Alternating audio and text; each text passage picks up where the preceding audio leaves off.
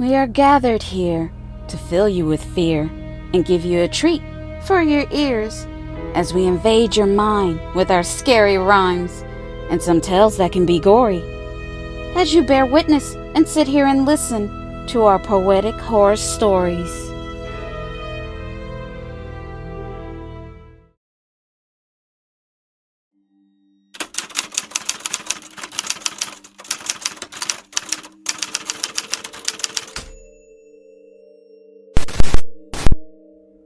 Doctors are sworn to a Hippocratic oath. To their patients, they do no harm. Doctors have to use their ethics, education, and morals and medicine to help the sick.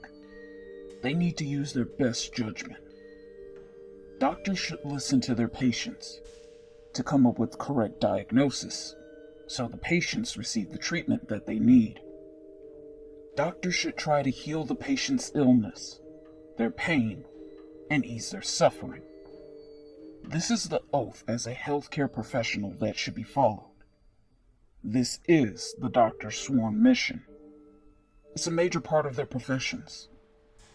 But what happens when a doctor decides to not follow this oath, and they decide to play God? They decided to go rogue. They decided to pick and choose who lives and who dies.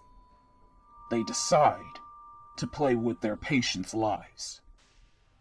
We place our safety, bodies, and care in doctors' hands, believing that they have good intentions and our best interests at heart. We place our lives in these healthcare professionals, trusting they don't have any malice or evil thoughts. We look at them as authority. Someone that knows medicine inside and out. Someone who knows what they are doing and makes us feel comfortable without any doubts. We place our blind trust into a stranger with a white lab coat and stethoscope. But unfortunately for me, I was a victim of an evil, twisted, rogue doctor that nearly killed me. He had perfect bedside manners. He was sympathetic, nice, sweet, caring, and kind. All the traits a good doctor needs. But this was a facade, because he was hiding a dark side. He was a real Dr. Jekyll and Mr. Hyde, and he almost took my life.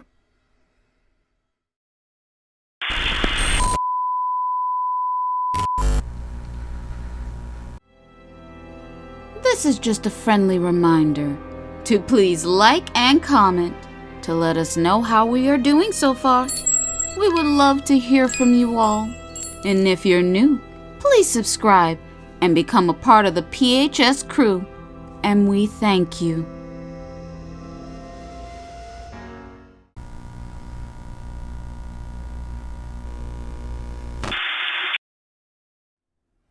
My name is Adam, and I was a patient of Dr. Death.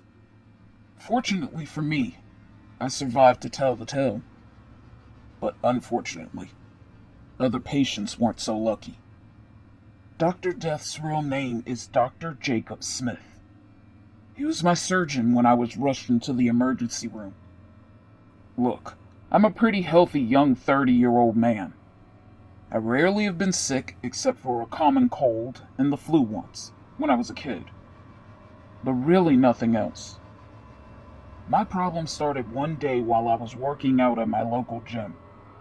I was feeling a bit tired, and I started to have some ache and pains. I was also feeling feverish, a little off and strange. I had been feeling this way for about a week. I was having on and off fevers, night sweats and chills, and I had shooting pain that started around my navel and moved to the right side of my abdominal. It wasn't yet unbearable. I'm ashamed to say this, but I was trying to ignore the signs that my body was sending me. Because I have to admit, I was scared of going to the hospital. Yeah, I know, a 30-year-old man afraid of a hospital. But for some reason, the hospital terrified me. Something about going to a hospital made me feel uneasy. So I suffer in pain, hoping it would magically go away. I know that sounds really dumb, because at the time, I was placing my life on the line. And it's a lesson I learned, believe me. Hindsight is 20/20, which means I can see clearly now and I won't be fooled and let this happen to me again. Fortunately, my girlfriend Patricia was there for me, because that night I was rushed off to the emergency room. I was lying in my bed in severe pain. I was feeling nausea, I started vomiting, I had a high fever, and I hadn't had anything to eat in a few days. I was also dehydrated and very weak. I was so weak I passed out on my bedroom floor. That's where Patricia found me, and she quickly called 911. When I woke up, I was in an ambulance, with a paramedic holding over my face an oxygen mask, telling me to breathe in deeply. After that, I blacked out, and the next thing I knew, I was in the ICU. They told Patricia they needed to rush me into surgery because my appendix had ruptured and they needed to remove it quickly. So they removed my appendix, and when I woke up, I was in the hospital room. I had all kinds of machines attached to me, just flashing and beeping. It was crazy. Patricia told me the doctor said that I was going to be okay and should make a complete recovery. I just needed to stay in the hospital for a few days. And right at that moment, Dr. Jacob Smith walked into my room, and little did I know, I was meeting Dr. Death, a corrupt human being with a dark soul.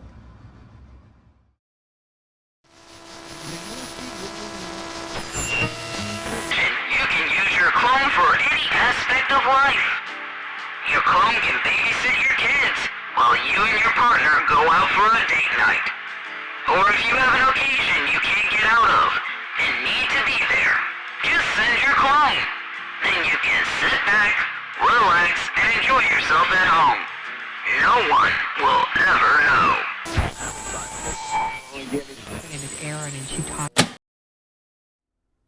Dr. Smith was a doctor that made his rounds only on the night shift.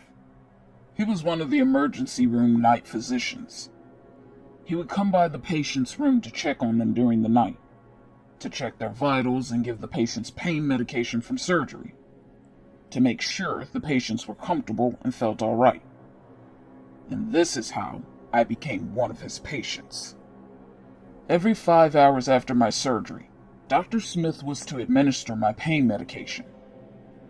He was to change out my IV drip bag that would slowly drip my pain medication from the bag through a tube and into me to give me relief, so I could sleep and rest while I healed. And that first night, everything started off fine. Patricia stayed the night with me the whole time. Dr. Smith would pop into my room from time to time and check on me. He seemed really nice and kind. He spoke to me calmingly and caringly. He really put my fears of hospitals at ease. I was able to rest easy knowing he was taking care of me. But that night while I was asleep, I was woken up by the sound of alarms going off in the next patient's room. All I could hear was someone saying, "We have a code blue," which I later learned meant the patient had a heart attack. I heard he died and that Dr. Smith was the first one in his room. He was found by one of the night nurses at the time performing CPR on the patients.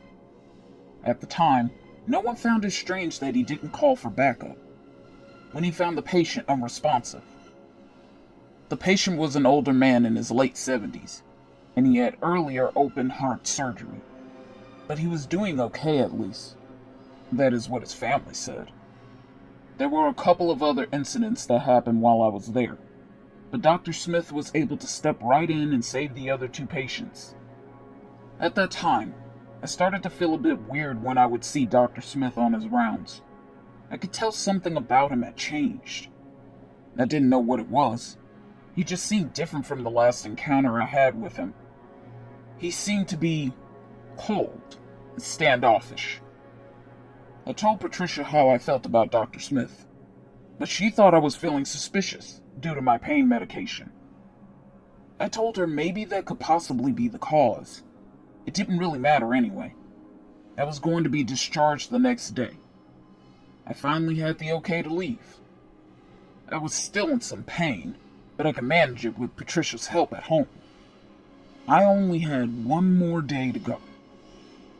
They were slowly taking my medication down, to slowly wean me off the stronger pain meds. That night, Patricia called and told me she couldn't stay with me tonight in the hospital. She had to work late, and it would be after visiting hours when she got off. I told her that's okay. I should be alright, and I would see her in the morning. I fell asleep for a while, but I woke up quickly, because I could hear movement in my room. I opened my eyes, and I saw Dr. Smith messing with my drip bag as he was removing the tube. He noticed me staring at him. Then he smiled at me. He said to me, I didn't mean to wake you out of your peaceful sleep. Then he said something to me that instantly gave me the creeps. He said, You were sleeping so peacefully. For a moment, I thought you were dead. You look like a corpse just laying there. I was shocked. I didn't know what to say. Then suddenly, Dr. Smith started to move closer towards me. He took out a needle from his lab coat, and he stuck the needle into my drip bag. I could see the needle had a clear fluid. Suddenly, I started to feel a burning pain shoot up my arm, and I started to find it hard for me to breathe. I don't know what he placed in my drip bag with that needle, but I knew whatever it was meant to kill me. Dr. Smith just stood there and watched me gasping for air as I struggled in pain and agony. He just stood there, smiling, taking pleasure in tormenting me. But gratefully, a nurse walked into my room and she saw I couldn't breathe. She quickly ran over to me as she started chest compression to save me. She turned towards Dr. Smith for help, but when she looked back, he had disappeared, as if he was never there. Fortunately, the other doctors and nurses quickly responded, rushing in as I faded into the darkness.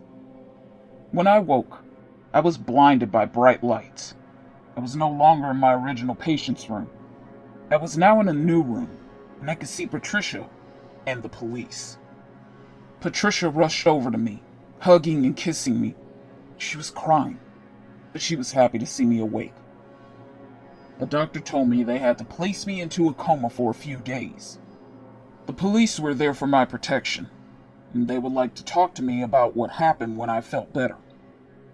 The next day, I was interviewed by a detective. He asked me a lot of questions. He told me that they caught Dr. Smith and they arrested him the next day.